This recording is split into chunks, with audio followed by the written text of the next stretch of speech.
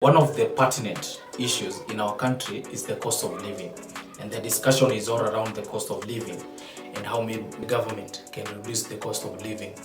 There are many factors that contribute to a higher cost of living, and one of them is inflation. Now, what is inflation? This is the sustained increase in the general price level of goods and services in an economy over a specific period of time. It's generally 1 year. Moderate inflation is considered to be normal and it's good for the growth of our economy. But higher or hyperinflation can have a damaging effect on our economy and on our businesses. Now today I want to share with you, or I want to discuss the effect or the impact of inflation on small businesses.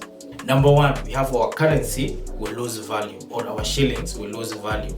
The same amount of money can no longer be used to buy the same quantity of goods and services.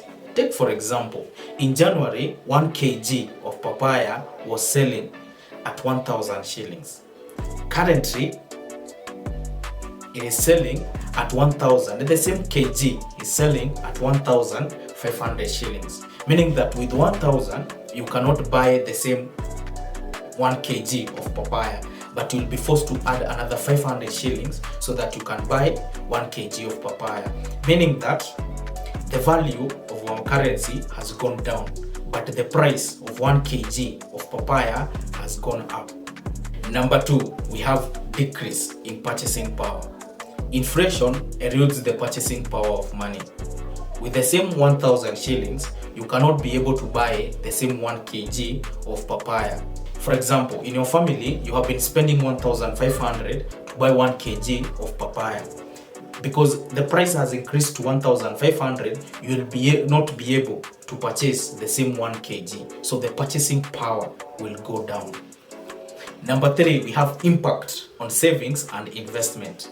Inflation will reduce the real meaning of savings and investment if the interest rate on savings and investment does not keep up with the inflation rate. And the bigger picture, it will reduce the creation of wealth for individuals, for businesses, and even in our country.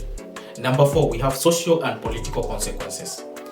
High or hyperinflation can lead to social unrest and political instability in our country if the inflation will lead to economic hardship and unemployment.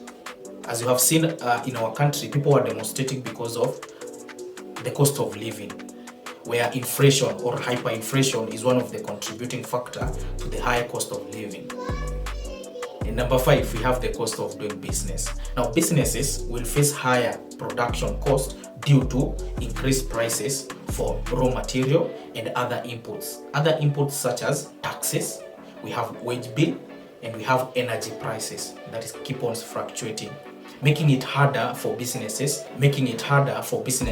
to do planning, the financial planning, and come up with a good budget. And that's why you see many businesses in our country are struggling because of high inflation rate. Now stay tuned as we learn more about 254 Biashara.